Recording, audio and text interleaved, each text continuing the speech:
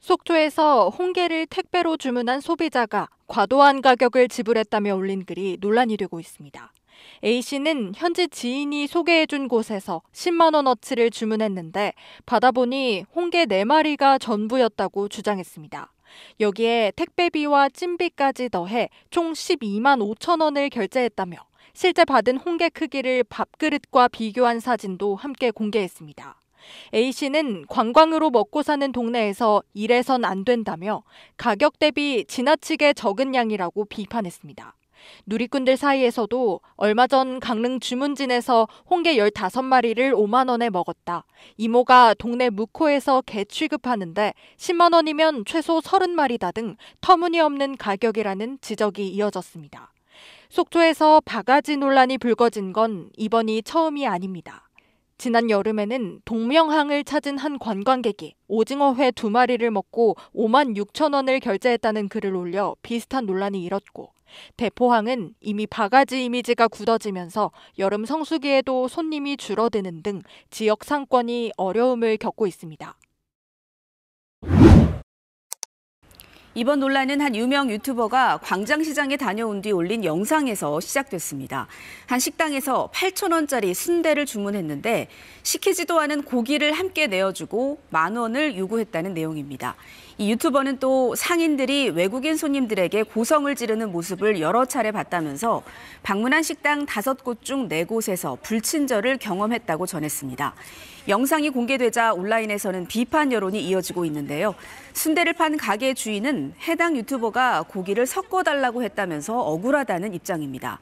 시장 상인회도 유튜버가 의도적으로 접근한 게 아닌지 의심하고 있습니다. 앞서 광장시장은 15,000원짜리 모둠전의 양이 적고 또 추가 주문을 강요했다는 논란으로 홍역을 치른 바 있습니다. 서울시가 이후 메뉴판에 정량제를 표시하는 등 대책을 마련했지만 논란은 반복되고 있습니다. 최근 제주 지역 축제나 행사장에서의 바가지 논란이 이슈인 가운데 제주가 가야 할 길을 이슈톡 시간에 이렇게 짚어보겠습니다. 어제 김천시의 바가지 없는 김밥 축제에 이어 오늘은 SNS로 입소문을 타며 흥행한 축제들의 특징을 살펴봅니다. 강주현 제주대학교 교수 연결돼 있습니다. 교수님 안녕하십니까? 네, 안녕하세요. 네, 저희가 어제 이 시간에 김천의 김밥축제 흥행 비결을 살펴봤는데요. 원주의 만두축제, 또 대구 떡볶이 페스티벌 등 최근 가을 축제들이 흥행이더라고요. 이 흥행한 축제들, 어떤 특징을 가지고 있다고 보십니까?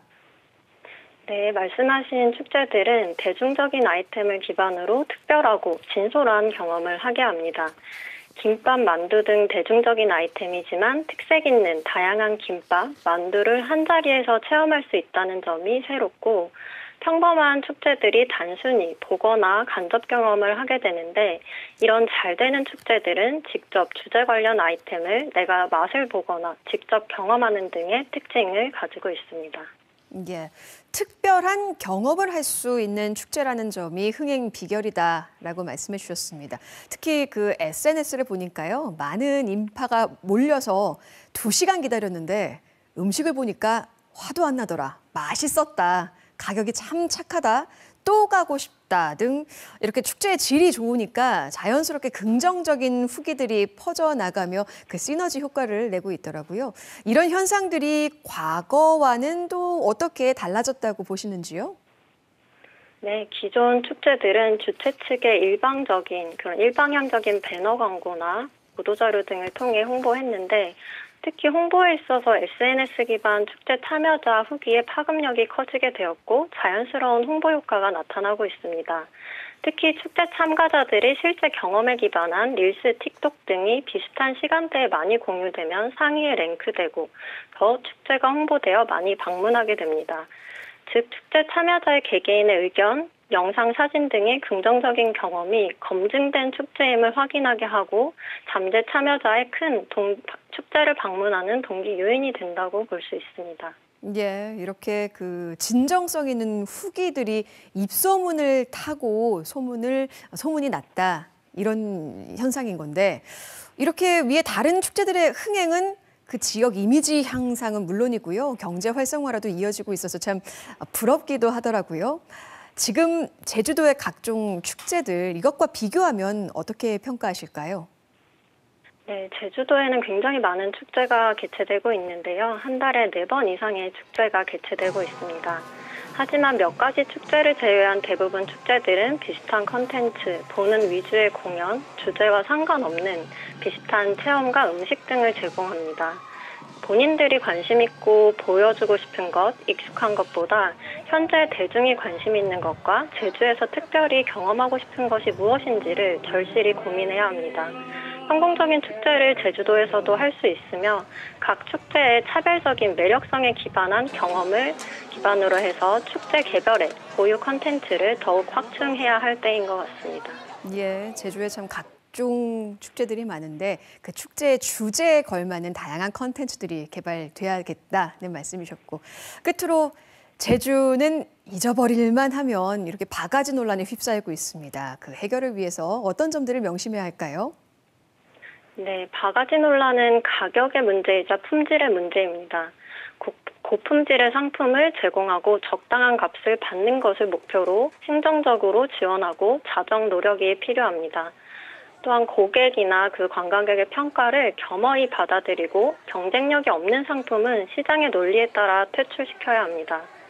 축제나 체험 가격이 무료거나 낮지 않아도 그만큼 품질이 좋은 콘텐츠와 체험이 있다면 관광객들은 충분히 오프라인에서 지불할 의사가 있다고 봅니다. 네, 이제는 우리 제주에서도 다른 지역에서 부러워할 만큼 모두가 찾아가고 싶은 축제를 기획해서 또 개발하는 데 또 애써 줄 수 있으면 좋겠습니다. 오늘 말씀은 여기까지 듣겠습니다. 고맙습니다. 네, 감사합니다. 지난달 한 유튜버가 공개한 대포항 수산시장 모습입니다. 곳곳에 임대 무늬가 붙어 있고 수조 위에는 먼지가 쌓여 있습니다. 여름 성수기인데도 손님은 거의 없고 상인만 드문드문 보일 뿐입니다. 속초는 올해 1분기에만 550만 명이 찾을 정도로 여전히 강원도 대표 관광지지만 대포항은 바가지 이미지가 굳어지면서 관광객들의 발길이 끊겼다는 분석도 나옵니다. 하지만 상인들은 이런 바가지 논란이 억울하다는 입장인데요. 팔면 많이 남아야 10,000원 정도라면서 대포항이 오히려 다른 데보다 저렴하다는 것입니다. 속초시가 대응에 나서고 있지만 그동안 쌓인 불신을 해소하기에는 쉽지 않은 상황입니다. 한 인터넷 커뮤니티에 올라온 글. 부산 자갈치 시장 근처 횟집에서 해삼을 주문했는데 2-3마리 정도 담긴 한 접시를 7만 원에 팔았다는 겁니다. 해당 식당을 찾아가 봤습니다. 해삼 등 해산물이 시가라고만 표시돼 있고 가격은 어디에도 없습니다. 7만 원짜리 해삼을 놓고 바가지 논란이 일자 관할구청은 가격 표시제 위반 사실을 적발하고 해당 식당에 시정 명령을 내렸습니다. 별로 그 지역엔 다시 가고 싶지는 않다는 생각이 들고 거기에 대해 그 편견이 생길 것 같아요. 지난달 부산 기장군에서도 관광지 주변 노점에서 어묵 1개를 3,000원에 판 사실이 알려져 논란을 빚었습니다. 관할지자체가 일대의 노점들을 식품위생법 위반 혐의로 고발했지만 형사고발 조치 이후에도 이곳 해동용궁사에선 업소들의 무신고 영업이 이어지고 있습니다. 사람이 조금 오잖아요. 끝까지 물금 내고 하는 수밖에 없는 거라요. 먹고 살락하면 어쩔 수 없는 거라 다. 제주도와 울릉도에서 살코기보다 많은 비계가 붙은 삼겹살을 판매하는 등 유명 관광지를 중심으로 바가지 논란이 끊이지 않고 있습니다. 바가지 씌우는 거 어떻게 좀 단속할 방법 없어요? 그 좀 이 법률적으로 불가능한가요? 나는 뭐 비싸게 받을래. 이렇게 한 방법이 없나? 대통령까지 나서 과도한 바가지 영업을 지적하면서 때마다 반복되는 바가지 논란이 근절될 수 있을지 주목됩니다. KBS 뉴스 정민규입니다. 서귀포시가 예산 16억 원을 들여 마을 용천수로 만든 산진물 물놀이장입니다. 2013년부터 동홍동 주민센터로부터 위탁받은 자생단체가 임대료를 내지 않고 운영하고 있습니다. 입장료는 무료. 그런데 주민들은 돈이 없으면 들어갈 수 없다고 토로합니다. 행정이나 프로그램이 되지 않으면 들어올 수가 없어요. 말이 무료지 안에 굉장히 잘 될 때가 있어요. 어떻게 된 건지 직접 가봤습니다. 입장료는 무료라고 하던데. 입장료는 따로 없는 대신에 여기 요금에 다 포함이 돼 있어요. 파라솔은 4만 원, 평상은 7만 원으로 대여할 때 받는 팔찌가 없으면 쫓겨납니다. 돈 내고 들어오셨던 표시가 이제 입장권 팔찌라가지고 이제 이거 안 하신 분들은 저희가 계속 얘기하고 있어요. 상황이 이렇다 보니 대여료를 낼 수 없는 아이들은 이용할 수가 없습니다. 남편이 연결치 않으시고 빼버리면 이제 못 가는 것 같아요. 다 애들이 형편이 다 똑같지는 않으니까. 자생단체 측은 안전요원 인건비와 관리비 등을 내기 위해 어쩔 수 없는 조치라고 말합니다. 저희가 한 4년, 5년 전까지만 해도 나라에서 인건비 지원이 있었어요. 근데 이제는 인건비 지원이 전혀 없어가지고 이제 모든 인건비랑 나가는 게 저희가 다 부담하게 돼가지고. 하지만 도내 다른 물놀이 시설의 경우 입장료를 아예 받지 않거나 2, 3천 원의 입장료를 내면 마음껏 놀 수 있게 하고 있습니다. 주민들의 항의에도 뒷짐을 지고 있던 주민센터는 취재가 시작되자 조치를 하겠다고 밝혔습니다. 시민들이 최대한 불편을 겪지 않도록 저희가 한번 의논을 하고 과정에 나갈 수 있도록 이렇게 하겠습니다. 한편 해당 물놀이장은 위탁 관리가 부실하다는 이유로 앞서 2차례나 감사위로부터 지적을 받았습니다. KBS 뉴스 안서연입니다.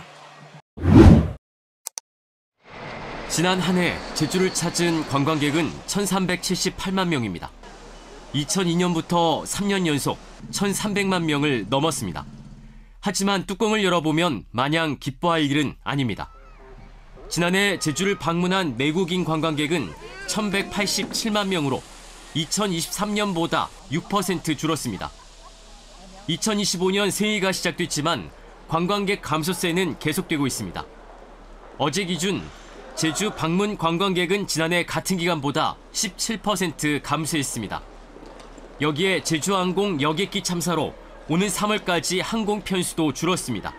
제주항공 같은 경우에 3월 달까지 편수 자체를 줄여서 안전점검에 지금 들어가 있기 때문에 전년 동기 대비 편수를 확보할 방법은 현재로서는 없습니다. 이런 위기 속에 제주도는 올해 관광 분야에 지난해 대비 14% 증가한 1,521억 원을 투입합니다.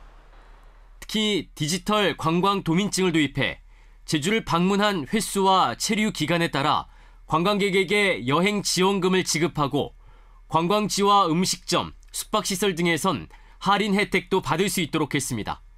이를 통해 관광객이 제주를 다시 찾도록 유도하겠다는 겁니다. 항공권을 살 때도 되게 싸게 구매할 수 있어서 자주 올 것 같고 숙박하는데도 할인 제공되면 더 자주 오고 싶어질 것 같아요. 체류 비용도 이제 좀 저렴하게 올 수 있고 음식점도 좀 저렴하게 이용할 수 있고 숙박비도 저렴하게 이용할 수 있으면 좋을 것 같아요. 제주도는 지난해부터 진행하고 있는 제주와의 약속 캠페인도 확대해 제주관광 신뢰 회복에 고삐를 당깁니다. 또 외국인 관광객의 접근성 개선을 위해 모든 노선에 일괄 적용했던 전세기 인센티브를 전략시장과 개척시장, 확대시장으로 세분화해 차등 지급할 계획입니다. KBS 뉴스 신익환입니다.